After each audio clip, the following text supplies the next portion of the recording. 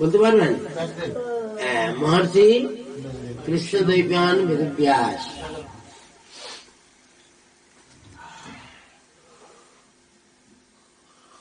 তিনি ভাগবত করেছেন কোন ভাষায়? সংস্কৃত ভাষায়।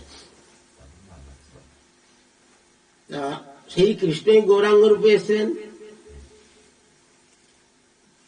তিনি একবার ওই বরানগরে যান, কলকাতার কাছে বরানগর বলে একটা জায়গা আছে, সেইখানে এক পণ্ডিত, তার নাম ছিল রঘুনাথ ভট্টাচার্য।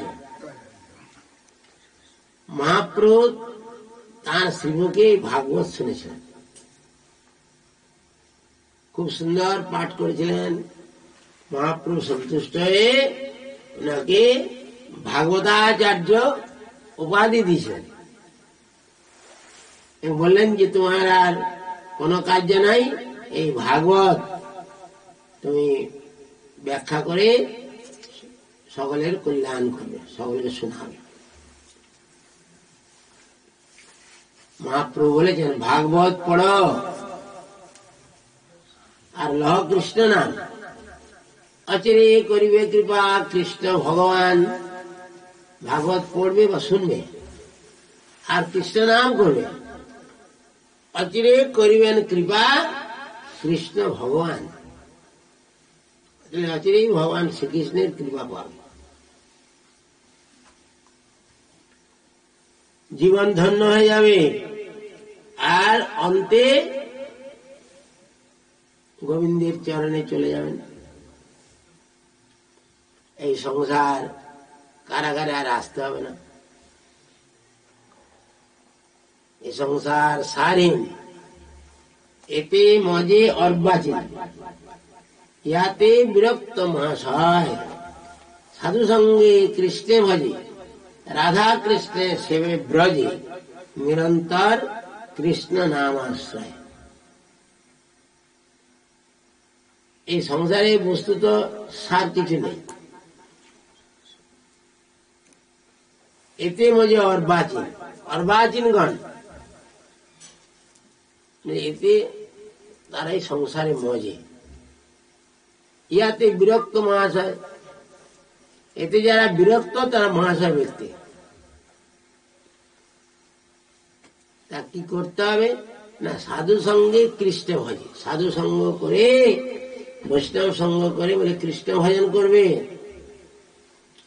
রাধা কৃষ্ণের সেবে ব্রজে, এবং মধ্যে মধ্যে ব্রজধাম নবদ্বীপ এসব যাবে, এবং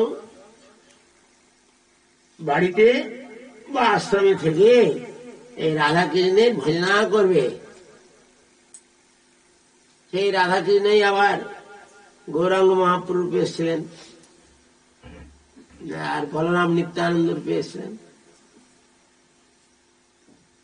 নিরন্তর কৃষ্ণ নামাশ্রয়, নাম আশ্রয় করে সর্বদা মুখে হরে কৃষ্ণ কৃষ্ণ কৃষ্ণ হরে হরে, হরে রাম রাম রাম হরে হরে, এই নাম আশ্রয় করে থাকবে।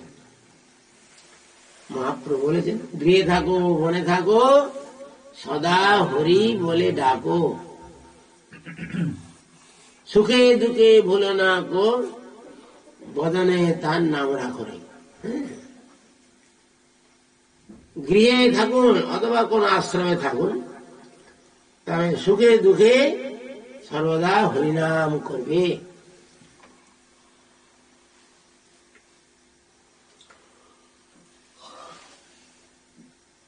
মহাপ্রভু শ্রী রঘুনাথ ভট্টাচার্যের মুখে ভাগবত শুনে খুব সন্তুষ্ট হলেন, ওনাকে ভাগবতাচার্য উপাধি দিলেন। শ্রী রঘুনাথ ভাগবতাচার্য বললেন তুমি এই নিরন্তর ভাগবত পাঠ করবে এবং সকলকে শোনাবে, সকলের কল্যাণ। ভাগবত শুনলে পড়লে ভগবানের চরণে যাওয়ার রাস্তাটা পরিষ্কার হয়ে যাবে। ভাগবত বলছে অপার সংসার সমুদ্রের সেতু। যেমন একটা সেতু থাকলে নদী অনায়াসে পার হওয়া যায়। আগে বহু পূর্বের কথা বলছি, এই পাতাকলা এপারে বাস থাকতো, আর ওপারে গিয়ে তখন ব্রিজ হয়নি, এপারে বাস থাকতো। আমি বলছি তখন সবেমাত্র ভারত স্বাধীন হয়েছে, সেই সময়কার কথা। 1947 সালে তো ভারত স্বাধীন হয়, ওই 48-49 সালে আমি বলছি, তখন ব্রিজ হয়নি। ইংরেজি 48-49 সালে ব্রিজ হয়নি। তখন এই পাতাগুলার ঘাটে এপারে সব নামতো, খাতার থেকে যেত বাস আসতো, আবার ওপারে গিয়ে বাস দিয়ে বাঁকুড়া যেত। কিন্তু এখন সেতু হয়েছে, অনায়াসে আমরা পার হয়ে চলে যাচ্ছি। এই অপার সংসার সমুদ্র সেতু, এই ভাগবত বলছেন অপার সংসার সমুদ্র, অপার সংসার ও সমুদ্রের এটি সেতু। অপার সংসার, এই সংসার সাগর বল না, সংসার সাগর। সাগরের উপর কি ব্রিজ করা যায়? করা যায় না। হ্যাঁ, যদি ব্রিজ হতো, এই আবার মোটর গাড়িতে করে লন্ডন চলে যেতে পারতাম। কিন্তু এত সমুদ্র, এই যাওয়ার কোনো বাগ নেই, এরোপ্লেন বা জাহাজ ছাড়া।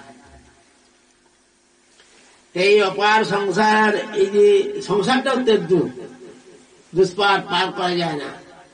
এই সংসারে কাম, ক্রোধ, লোভ, মোহ, মাৎসর্য এসব শত্রু আছে। সাগরে কুম্ভীর, হাঙ্গর, অক্টোপাস, হ্যাঁ অক্টোপাস বলে জন্তু আছে বলে তার 10টা এরকম হাত আছে, 10টা। যদি আপনাকে ধরে না, ব্যাস একবারে খেয়ে নেবে, আর আপনি বেরোতেই পারবেন। অক্টোপাস, হাঙ্গর আছে এমন একটা প্রাণী, কুমিরের চেয়ে বোধহয় 10 গুণ লম্বা, আর খুব ধারালো দাঁত। আপনার পাটা যে কখন কেটে নিয়েছে, যখন জল থেকে পাটা তুললেন তখন বুঝতে পারবেন, এত তো ধারালো দাঁত। এই অস্ত্রের চেয়ে, অস্ত্রের ডাক্তার অপারেশন করে তা অজ্ঞান করে, আমি তো গেলাম গো, মরলাম গো বলতে চিৎকার করতাম। কিন্তু হাঙ্গর, তার দাঁত এত তীক্ষ্ণ, আপনার পাটা হাঁটুর থেকে কেটে, নিচটা কেটে নিয়েছে, বুঝতেই পারবে না। এরও আছে হাঙ্গর, কুম্ভীর, অক্টোপাস এই মহাসাগরে। এইসব সংসার সাগরে কি আছে? এই কাম, ক্রোধ, লোভ, মাশ্চর্য রূপ হাঙ্গর, কুম্ভীর আছে। কামের বশবর্তী মানুষ কুকাজ করছে, দেখুন না, পেপার দেখলেই নারী ধর্ষণ। হ্যাঁ, কামের বশবর্তী মানুষ, আর ধরা পড়লে তার তো 10 বছর জেল হবে, এখন যা আইন করেছে। কাম, ক্রোধের বশবর্তী মানুষ মানুষকে মেরে ফেলছে, জেল খাটছে, হ্যাঁ, বা ফাঁসি হয়ে যাচ্ছে। কাম, ক্রোধ, লোভ, মোহ, হ্যাঁ, লোকের জমির আল কেটে নিয়ে নিজের জমি বাড়াচ্ছে, মানুষের লোভ। বা এক জায়গা ভাইয়ের নিয়ে নিচ্ছে, দিয়ে মারামারি, লাঠালাঠি, খুন খারাপি হয়ে যাচ্ছে লোভে পড়ে। হ্যাঁ, আরে ভাই তো না, 1,000 জায়গা নিয়েছে, তার জন্য তো কি হয়েছে, কিন্তু তা মানুষ সহ্য হচ্ছে। তা এই লোভে, কাম, ক্রোধ, লোভ, মোহ, সংসারের ভয়ে লোক, মানে লোকটার এত বয়স হয়েছে কিন্তু সংসার ময় কি পড়ে আছে দেখো, একটু মুখে হরিনাম নেই, শুধু টাকা টাকা টাকা টাকা। সব থেকে টাকা তো সঙ্গে যাবে না, সব পড়ে থাকবে। কিন্তু তাও মানুষের যার কোটি টাকা আছে তারও আরো কোটি যাতে হয়, সেই জন্য ব্যস্ত। এই সংসার সমুদ্রে বলছে সেতু হলো এই ভাগবত। এই ভাগবত যদি আমরা পড়েন, অনায়াসে এই ভবসাগর পার হয়ে চলে যায়। ভাগবত পড়ে ভাগবতের শিক্ষা মতো আমরা যদি আমাদের জীবনকে পরিচালিত করতে পারি, তাহলে জীবনটি ধন্য হয়ে যায়। আমরা কত প্রাণী হিংসা করছি, তাই না? কিন্তু আমাদের শাস্ত্রে বলছি যে ভাগবতে বলছে যে শরীরটার পরিণাম পুড়িয়ে দিলে কিছু ছাই, পুঁতে দিলে কিছু পোকা, আর নদীর ধারে ফেলে দিলে কুকুর শিয়ালে খেয়ে পায়খানায় পরিণত করবে। যে শরীরটার পরিণাম কৃমি, বিষ্ঠা আর ভস্য, এরকম একটা অনিত্য শরীর পুষ্টির জন্য যারা প্রাণী হত্যা করে শরীরটা রক্ষার চেষ্টা করে, তারা কি তাদের কল্যাণ জানে? বলে না, জানে না। তারা কি হয়? এই প্রাণী হত্যার দ্বারা নিরয়রত নরক গতি হয়। দেখুন এই ভাগবত কত সুন্দর কথা বলছে, কিন্তু আমরা ভাগবত মানছি কি? সকাল হলেই জাল নিয়ে বেরোচ্ছি, কেউ বড়শি নিয়ে, কেউ মাছ মারছে, কেউ ছাগল মারছে, কেউ মুরগি মারছে, কেউ গরু কাটছে, কত পাপ আমরা করছি। কিন্তু ওই ভাগবতে বলছেন যে না, এটা করো না, এইরকম একটা পচা শরীরের জন্য এই প্রাণী হত্যা করো না, করলে তোমার নরক গতি হবে। কেন গরুগুলা তারা তো মাছ মাংস খায় না, তার শাক ফলমূল এইসব খড় ফড় খেয়ে বেঁচে আছে, তাদের গায়ে ক্ষমতা কম। বলুন, হাতিগুলো শুধু বট পাতা খড় ধান খেয়ে কিরকম চেহারা। 100টা মানুষ যে গুড়ি তুলতে পারবে না, কাঠের গুড়ি, ওরা সুড়ে করে নিয়ে চলে যাবে। দেখুন নিরামিষ খেলে শক্তি কম হয় কি? কিন্তু আমরা পাপ কাজ করব, হত্যা করব। আমাকে যদি কেউ হত্যা করে ভালো বলবে? ওই মাছগুলো যদি আমাদের কাটে আমরা ভালো বলবো? ছাগলগুলো যদি আমাদের কাটে ভালো বলবো? কিন্তু দেখুন আমরা কত পাপ কাজ করছি। তাই ভাগবত বলছি এসব করো না। অহিংসা পরমো ধর্ম, অহিংসাটা করো না। এই অহিংসা নীতি নিয়ে চলো, ভগবানের ভক্তি রাখো, দেখবে তুমি শান্তি পাবে, অনায়াসে ভবসাগর পার হয়ে যাবে। আর জেনে শুনে যদি তুমি পাপ কাজ করো, সেই ফল ভুগতে হবে। বলে না, পাপ করলে ভুগতে হয়, আর ঋণ করলে শুদ্ধি হয়। বাপ বলে পাপ বাপকেও ছাড়ে না, পাপ কাজ করলে কাউকে ছাড়বে না। ওই যে যারা ছাগল কাটছে, ওই ছাগলটা একদিন মানুষ হবে, আর যে কেটেছে ওই মানুষটা আবার একদিন ছাগল হবে। ওই ছাগলটা মানুষের, তাকেও আবার ড্যাং করবে।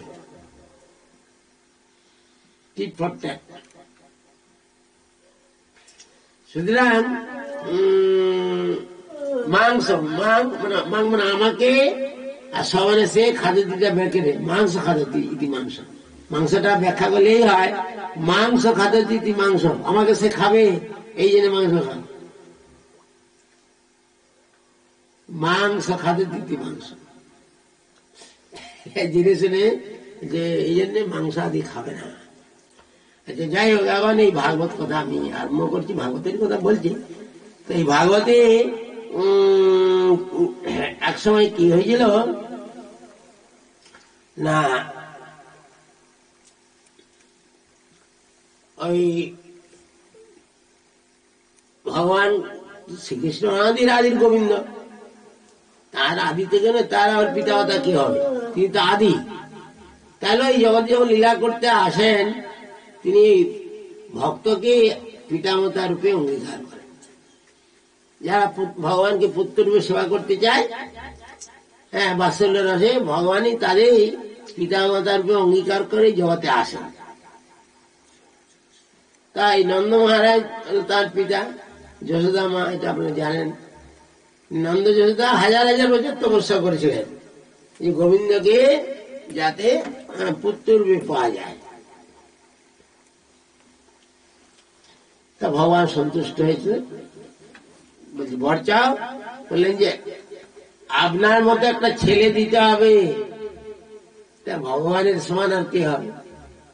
না তৎ সম অধিকস্ত বিদ্যতে, বেদ বলছেন যে তার সমানেই কেউ নেই, অধিক তো আমার সমান আর কে হয় ছেলে? ভগবান নিজেই ওদের বাঞ্ছা পূরণের জন্য যশোদার পুত্ররূপে জন্মগ্রহণ করলেন।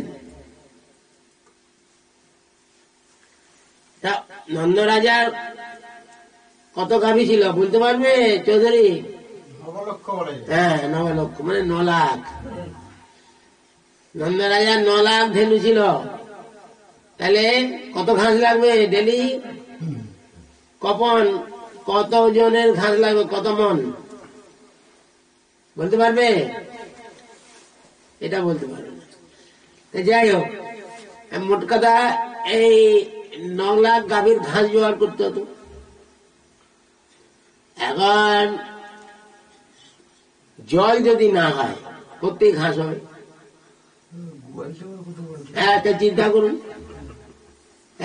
করুন, গোয়ালটা কত বড়। শুধু তো 9 লক্ষ গাভী আর তার সাথে বাছুরও তো ছিল। হ্যাঁ, বাছুর। যাই হোক, ভগবানের লীলা তো, যে অচিন্ত খলু যে ভাবান অতাংস্তকে যে অচিন্ত বস্তু ভগবানের শক্তি তর্কের দ্বারা জানতে যাবে না। বিশ্বাসে মিলায় বস্তু তর্কে বহুদূর। তর্কের দ্বারা ঈশ্বরকে জানা যায় না। তো ইন্দ্র, দেবরাজ ইন্দ্র তো জল দেয়, উনি হলে ওয়াটার মিনিস্টার। যেমন আপনাদের কংসাবতী এই প্রজেক্টে একজন জলমন্ত্রী আছে। জলমন্ত্রী যেবারে বলবে যে এবারে জল দেওয়া হবে, জল পাবেন, যেবারে জল দেওয়া হবে না, পাবেন না, তাই তো। সুতরাং উনি জলমন্ত্রী ছিলেন ইন্দ্র। ওই জল দিতেন, বলে ঘাস হতো, সেই ঘাস খেয়ে 9 লক্ষ ধনু বেঁচে থাকত। এই নন্দ মহারাজ এরা এই ব্রজধামে থাকতো। ব্রজ মানে কি জানো? চলে বেড়ায়। ওনারা না এক জায়গায় থাকতেন না। কেন? অত গরু এক জায়গায় কতদিন থাকে? যেমন আমাদের তলারাম বাবু দৌড়িয়া ছেড়ে রাজেশ্বরে গেলেন। ওদের নাকি অনেক গাই মোষ ছিল, যে এখানে তো ঘাস নেই, জঙ্গলের ধারে যাই, মোষ ছেড়ে দেব। 50-100টা তখন মোষ ছিল ওনাদের, বাবার আমলে, দাদুর আমলে। তা আর এখন আর জঙ্গলও প্রায় শেষ হয়ে এসছে, আর খড় কাটারও লোক নেই, কাজ করার লোক নেই। 100টা যদি মোষ থাকে তার কত খড় লাগবে, কে কাটবে? আর ইলেকট্রিকে তাও তো প্রায় লোডশেডিং হয়ে যাবে। খাওয়ার সময় যদি লোডশেডিং হয়, মোষ কারা কি খাবে?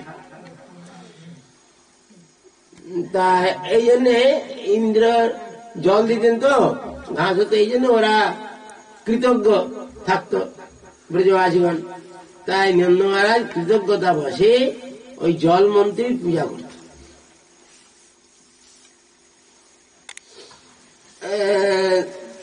এখন প্রতি বছরই যদি আপনার কংসাবতী ক্যানেলে জল পান, তাহলে আপনাদের খুব আনন্দ, মানে বাহ, মন্ত্রীটা ভালো আছে, যাক আমাদের প্রতি বছরই জলটা দিচ্ছে। হ্যাঁ,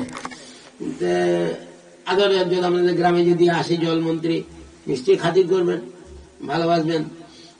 তা এইরকম জেনে নন্দ মহারাজ তিনি প্রতি বছর ওই ইন্দ্রের পূজা করতেন।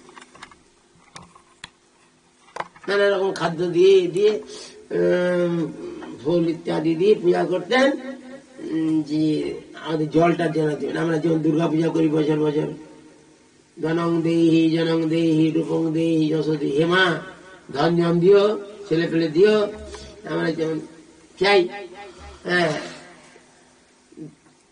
দুর্গতি না আসে, দুর্গতি দূর করে দিও, তেরো ওরা পূজা করতেন। সেই রকম একবার এখানে ওনারা পূজা করার জন্য ব্যস্ত।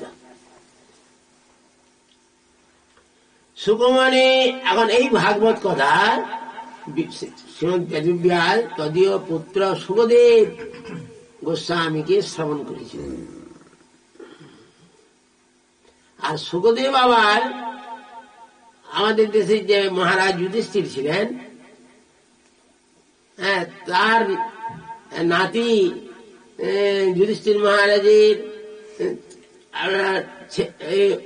অভিমন্যু পুত্র, অর্জুনের পুত্র অভিমন্যু, আর অভিমন্যুর ছেলে হলো এই পরীক্ষিত,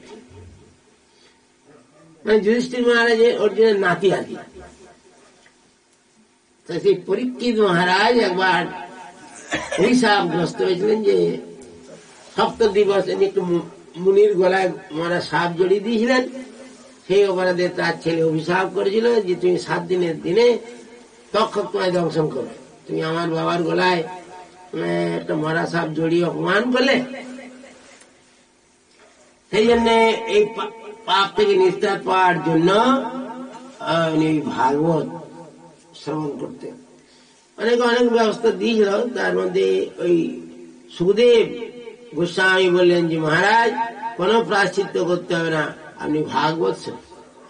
এই ভাগবত শুনলে আপনার সব পাপ কেটে যাবে। তাই উনি এই ভাগবত বেদব্যাস ওই সুখদেব গোস্বামী তার পুত্রকে শুনেছিলেন, আর সুখদেব গোস্বামী এই পরীক্ষিত মহারাজকে শুনেছিলেন, যুধিষ্ঠির মহারাজের নাতি।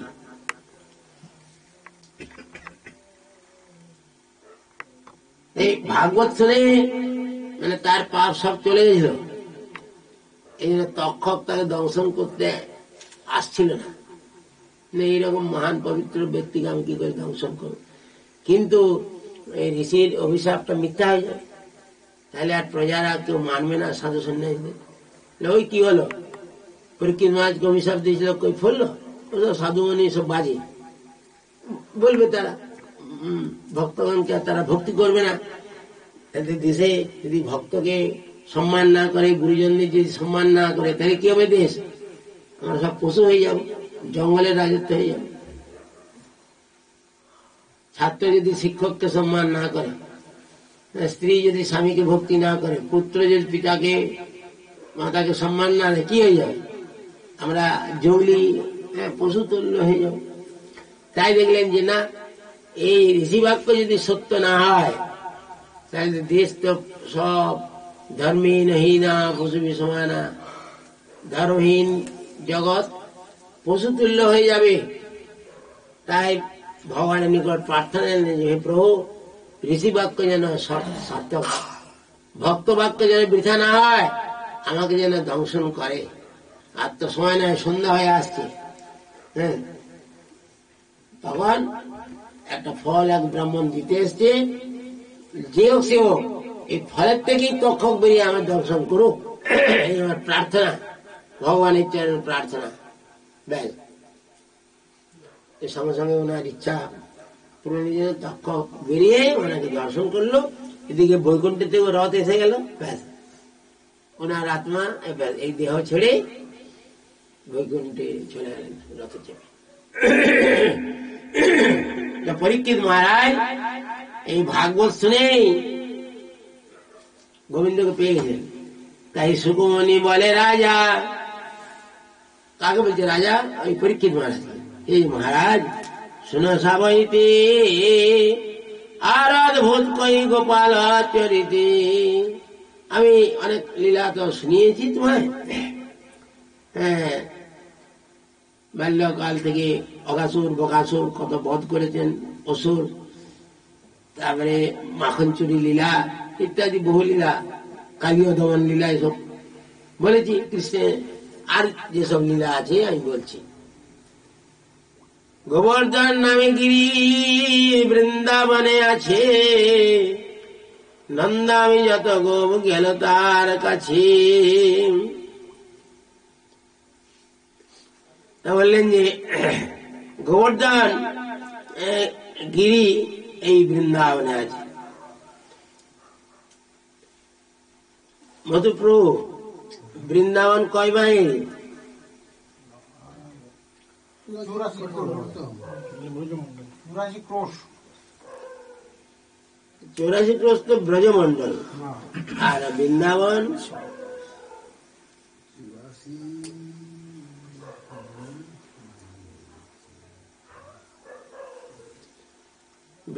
হলো 16 ক্রোশ।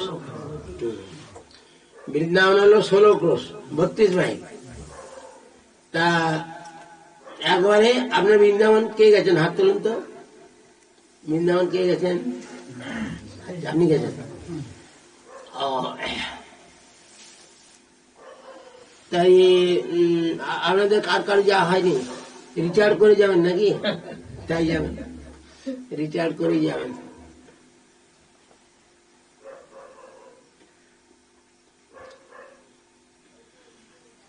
আমি মাত্র 2 টাকা নিয়ে চলে গেছিলাম বৃন্দাবন, এবারে মথুরা, তারপরে মথুরা সময় বৃন্দাবন 2 টাকা নিয়ে।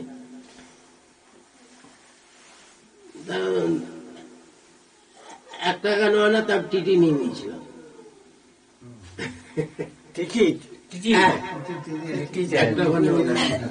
হ্যাঁ, আমাকে ধরেছিল যখন বৃন্দাবন আমি যাচ্ছি আর কি, টিটি এসছে, আমি মেদিনীপুরে ট্রেনে চেপেছি। আমার তো এরকম দৃঢ় বিশ্বাস ছিল যে সবই তো ভগবান, গীতা পড়তাম, সবই তো তাঁর, বিশ্বব্রহ্মাণ্ডের মালিক তিনি তো, তার ট্রেনটাও তো তাঁর। আমি তাকে বলে ট্রেনে উঠি, যার ট্রেন যাক তাকে বলে উঠি। প্রভু আমি উঠলাম ট্রেনে, কিন্তু আমার এই 2 টাকা আছে, বৃন্দাবন তো অনেক ভাড়া, আমি তো টিকিট কাটিনি, এই 2 টাকা। তখন হাফ প্যান্ট পরে আমি বেরিয়েছিলাম, আর ওই গীতাখানার সঙ্গে আর একটা ওই একটা কাপড় ছিল, ওটা ওই গামছার মধ্যে, শুধু গামছার পুরলাটা আর গীতা। তারপরে খানিকটা গেছে, ওই শালবনি পর্যন্ত গেছে বোধ হয় ট্রেনটা, টিকিট ধরেছে, টিকিট। আমি বললাম আমার কাছে টিকিট তো নেই, কোথায় যাবে? আমি ভাবলাম যদি বৃন্দাবন বলি তো অনেক ভাড়া চাইবে, আমি বললাম বাঁকুড়া যাবো। 1 টাকা না টিকিট, তোমাকে 2 টাকা আছে তো 1 টাকা না দাও, তোমার হাফ টিকিট, নাহলে পুলিশে ধরে দেবো। ঠিক আছে নেন 2 টাকা দিয়ে 7 আনা পয়সা ফেরত দিলে আর কি।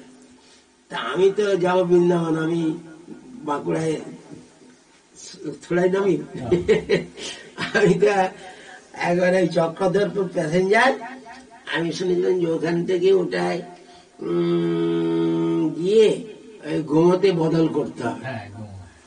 তা আমি একবারে গোমতে নাই, আমি আদ্রায় নেমেছিলাম। নেমে তারপরে আরো টিটি ধরেছিল, আর 1 আনা পয়সা ভাড়া করে আদ্রা আবার পায়খানা গেলাম, মগ ভাড়া 1 আনা, আর 6 আনা রইল, ওই ফলের চললে সিঙ্গাড়া একটু খেয়ে তারপরে গোমায় চললাম। গোমতে আবার মানে ওই আদ্রায় আবার ট্রেনে চলে গোমো, তার একটা টিটি উঠেছিল, অনেক ফেরাবার চেষ্টা করেছিল। আরে মন রায়গা চাঙ্গা তো কাঠো আমি গঙ্গা। আরে মন যদি ঠিক থাকে তুই বাড়িতেই ভগবানকে পাবে, তো যাওয়ার কি দরকার? তখন আমি বলছি বৃন্দাবন যাবো। তখন আমার কাছে আর 1 পয়সা নেই, ওই শেষ ওই ফ্লোরে খেয়ে।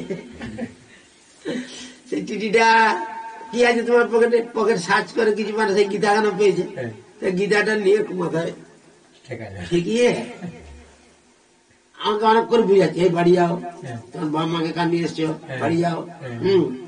আর যাবে তো যাবে, তুমি অধর্ম কেন করবে? রেল কোম্পানিকে ফাঁকি দেবে কেন?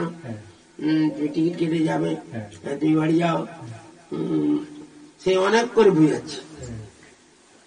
আমি রাত 12টায় চেপেছি তো, তখন বেলা 1টা হতে যাচ্ছে, কিছু খাওয়াও তেমন হয়নি। আর ওই বুঝাচ্ছে, তার আমাকে ওই বুঝাচ্ছে তুমি অধর্ম করে কেন যাবে, রেল কোম্পানিকে ফাঁকি দিয়ে যাবে কেন? হ্যাঁ, তুমি বাড়ি যাও, যেতে হয় বৃন্দাবন, তুই টিকিট কেটে যাবে। আর একটা টিটি ছেড়ে দেন না মাথায়, ছেড়ে মানে যা যেখানে যা যাক, আপনার কি হয়েছে? বুঝলি না, এই বাবা মাকে কাঁদিয়ে এসছে, ছাড়ো না। তাই বললাম যে আমি আচ্ছা ফিরে যাবো। তাই আবার তো রাস্তায় টিটি ধরবে, তার ব্যবস্থা আমি করবো। তখন বলছি গোমতে কিছু খাবে? তখন এই করে স্টেশনে কিছু সিঙ্গাড়া মতো খাওয়ালো। তার আমাকে বলছি একটা ট্রেন ওখানে দাঁড়িয়ে ছিল, বলে এইটাই তুমি চাপো, আমি আসছি। তা আমি চেপেছি তো, আর ও নেমে গেল, আর ট্রেনটা চলতে আরম্ভ করেছে। আমি যাবো, তাহলে তো ওই টিটির সঙ্গে আর দেখাবো, আমি ফিরে যাবো, আবার তো ধরবে। তা তা আমি আবার প্ল্যাটফর্মে নিয়ে পড়েছি, ওই টিটিকে ধরো দিন, দেখি না ওই টিটি ট্রেনের গাড়ির কামড়ায় নামলে কেন আমাকে বলছে। আমি বলছি আপনার খোঁজে তো আমি নামলাম, আপনি বসিয়ে দিয়ে আমি বলে যে আমি ফিরে যাওয়ার ব্যবস্থা করবো, তা আমি তো বসতে ট্রেনটা ছেড়ে দিলে তা আপনার সঙ্গে দেখা হবে না, ওই কি করে যাবো, তো কোথায় ট্রেনটা আমায় নিয়ে যাবে, ওকেই নিয়ে চলে গেল। আমার সব ভগবান আরো দৃঢ় বিশ্বাস, না কারণ ঈশ্বরের ইচ্ছা না আমি বাড়ি যাবো। মনটা একটু দুর্বল হয়ে গেছিল, ও বুঝাচ্ছি তো না, আচ্ছা বাড়ি যাবো। তার মনটা তখন আমার আরো জোর হয়ে গেল যে না, ভগবানের ইচ্ছা নয় যে আমি বাড়ি যাবো, আমাকে কোথায় নিয়ে যাবে, ট্রেনটা টিটিকে নিয়ে চলে গেল। আমি বলি না, আজ যাবো না বাড়ি, আমি সত্যি আমি বৃন্দাবনে যাবো। লোককে জিজ্ঞেস করবো, হ্যাঁ একটা সন্ধ্যাবেলা ট্রেন আসবে, এলাহাবাদ যাবে, সাহারানপুর এক্সপ্রেস, তাতে চাপলাম। যাই মানে 2-3 দিনে 3 দিনে আমি মথুরা পৌঁছে গেছে।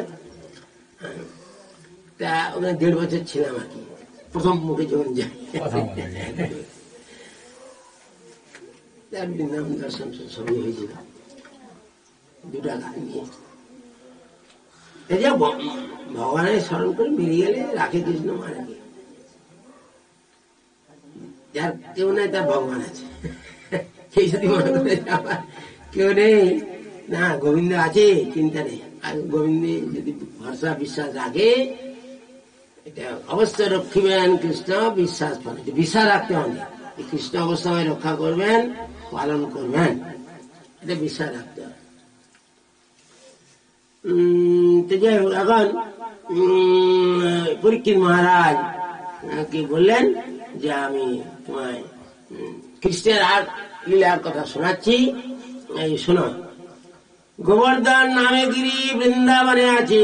এই বৃন্দাবন যে 16 ক্রোশ, একবারে বৃন্দাবন, বর্তমান যে বৃন্দাবন, এখান থেকে এবারে নন্দগ্রাম, রাধারানীর বাপে শ্বশুর বাড়ি যে যাবট কোকিলাবন পর্যন্ত বৃন্দাবন। এখন পঞ্চকোশী যে বৃন্দাবন, ওখান থেকে একবারে নন্দগ্রাম, রাধারানীর যে শ্বশুর বাড়ি যাবট কোকিলাবন, ওই পর্যন্ত বৃন্দাবন 16 ক্রোশ। তো গিরি গোবর্ধনটি বৃন্দাবনের অন্তর্গত।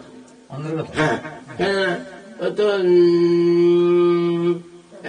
বৃন্দাবন থেকে গিরি গোবর্ধন হলো পর্যন্ত 15 মাইল,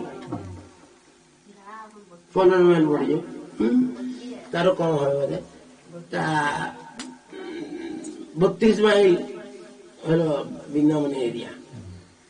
রাধাকুণ্ড, শ্যামকুণ্ড সব বৃন্দাবনের মধ্যেই, 16 ক্রোশ বৃন্দাবন।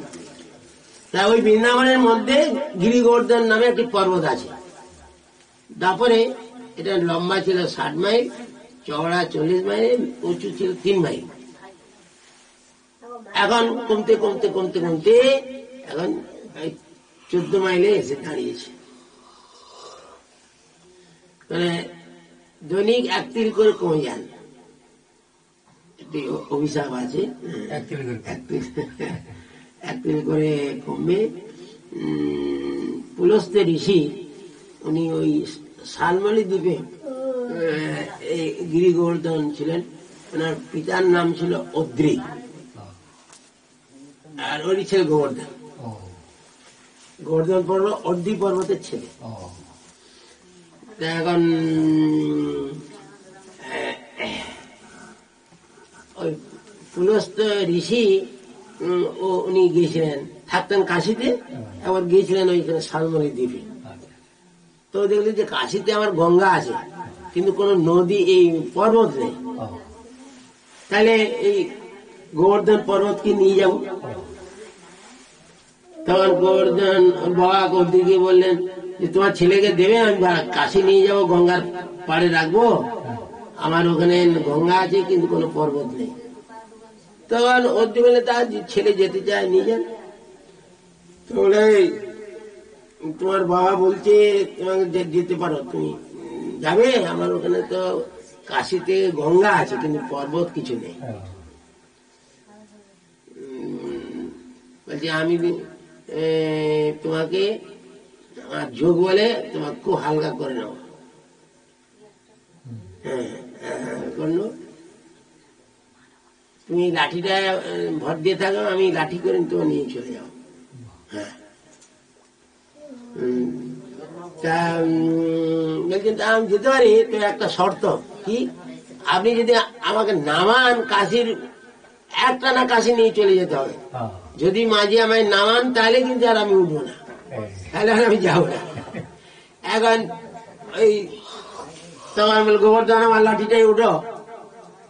হ্যাঁ যোগী ছিল, যোগ বল খুব ভালো ছিল, তা বলছে তুমি চাপো, আমি তোমাকে নিয়ে চলে যাবো। ঠিক যেতে যেতে বৃন্দাবনে যখন এসছে যমুনা দেখছি, আর দুপুর হয়ে গেছে, তো এত গরম লেগেছে, মানে চান না করে, হ্যাঁ মানে চান টান করে নি। আর আগে যে গোবর্ধন বলেছিল যে নামালে আর উঠবো না, ওটা খেয়ালই নেই,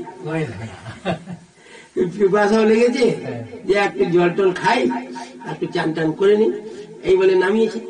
নামিয়ে আর চান টান করতে গেছে, চান করে সে যখন তুলতে গেছে, গোবর্ধন উঠো, না আর আমি উঠবো না, তো আমার সে কি কথা ছিল, নামালে আর আমি উঠবো না। হ্যাঁ আমার সব কটে যাচ্ছে, যাবে না, যাও আমি ওই সব দিচ্ছি। হ্যাঁ এক তীর করে করে তুমি দেখবি ক্ষয় প্রাপ্ত হবে। সেই দাপার যুগ থেকে ক্ষয় হচ্ছে এক তীর করে, এর অনেক কমে গেছে, মাত্র 14 মাইনে। ঠিক আছে, যাই গেলে গোবর্ধন, তাই গোবর্ধন নামে গিরি বৃন্দাবনে আছে, নন্দ আদি যত গোপ গেল তার কাছে।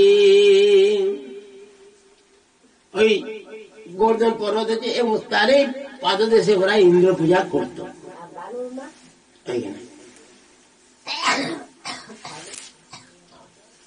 নানা ভক্ত পানে নীল বিবিধ সম্ভার, ইন্দ্র যা করিতে রচিল পরকার। মানে ওইখানে ইন্দ্রের উদ্দেশ্য ওরা যজ্ঞ হোম ভোগ রাগ সবকিছু করবে আর কি।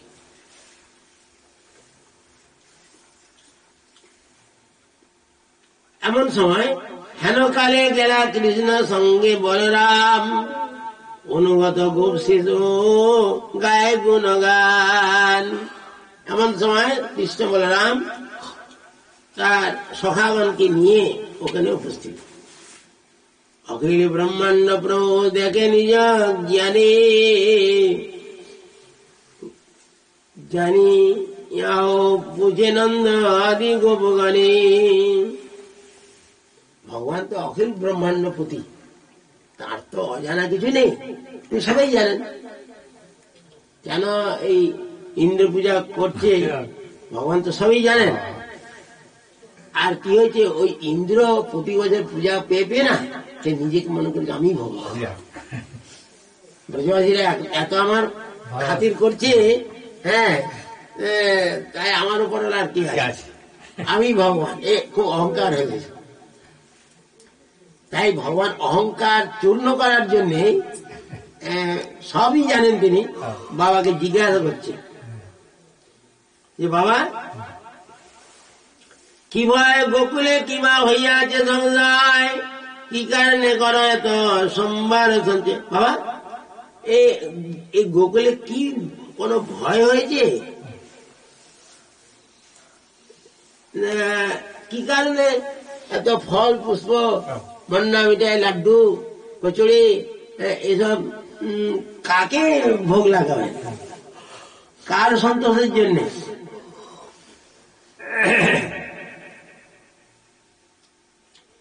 কি ফল কি বিধি হয়, কি হয় উদ্দেশ্য, এই যে কাঠ পূজা করতে যাচ্ছেন এর কি ফল, কি এর বিধি, কি কি দেবতা পুজো পিতা কইবা, কোন দেবতার পূজার জন্য এসব সোমবার জোয়ার হয়েছে। শনিবার যজ্ঞ যদি হই যজ্ঞ পাত্র, কইবে সকল কথা শোনো হে পিতা। যদি আমি সোমবার যোগ্য হই তাহলে কৃপাপূর্বক বলুন। না জানিয়া জানিয়া মানুষে কর্ম করে, জানিয়া যে কর্ম করে সিদ্ধি হয় তারে।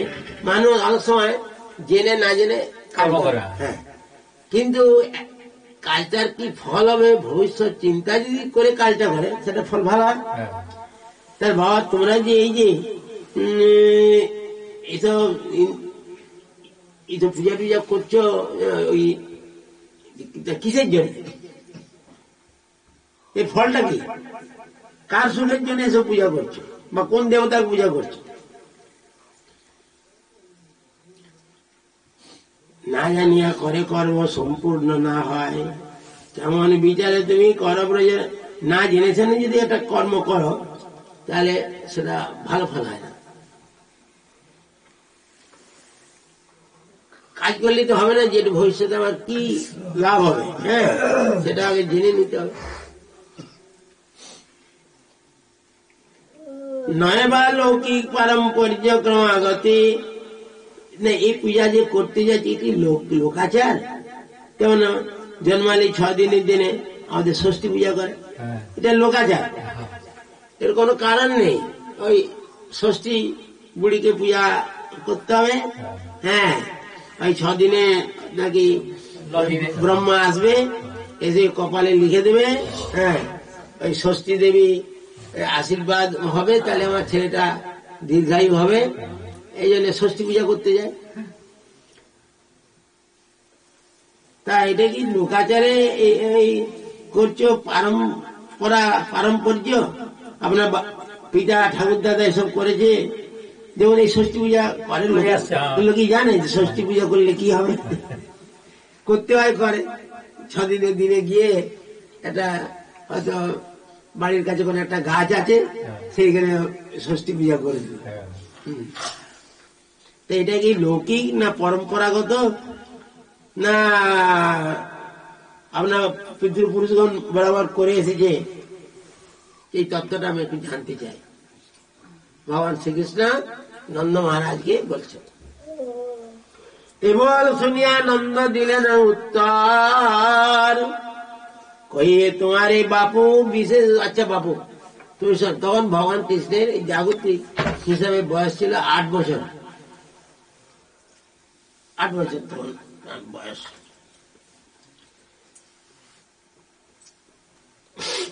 তবে দাপরের 8 বছর মানে প্রায় 15-16 বছর যুবক, মানে লম্বা। দাপরে তো 1 লক্ষ বছর আয়ু ছিল না, সত্যযুগে 1 লক্ষ, সত্যযুগে 1 লক্ষ বছর আয়ু, ত্রেতায় 50,000 বছর আয়ু, তারপরে 10,000, তারপরে আর কলিকাল 100। 1 লক্ষ বছর আয়ু ছিল সত্যযুগে, লোকের মানুষ ছিল, তারপর কমতে কমতে কলিতে 100-তে এসছে, 120 বছর।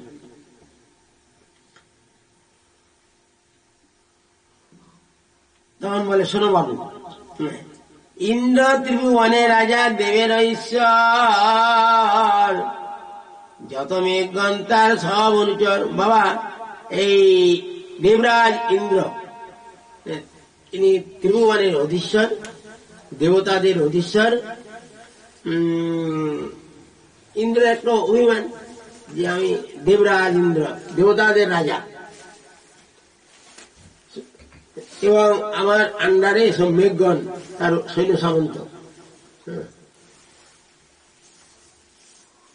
মেঘ বরিশে জল সর্বলোক হিত, কিন্তু ইনি গোবিন্দের অধীন, একলে ঈশ্বর কৃষ্ণ আর সব ভৃত্য, যারে যে ইচ্ছে না আছে সে তো ইচ্ছে করে নিত্য, যাকে যে ডিপার্টমেন্ট দিবে, প্রাইম মিনিস্টার যাকে যা ডিপার্টমেন্ট দিবে সেই তার মন্ত্রী, কিন্তু all in all prime minister. যেন কৃষ্ণ হলেন প্রাইম মিনিস্টার বা রাষ্ট্রপতি যা বলুন, তা ওকে ওয়াটার মিনিস্টার করেছিলেন ইন্দ্রকে, ওকে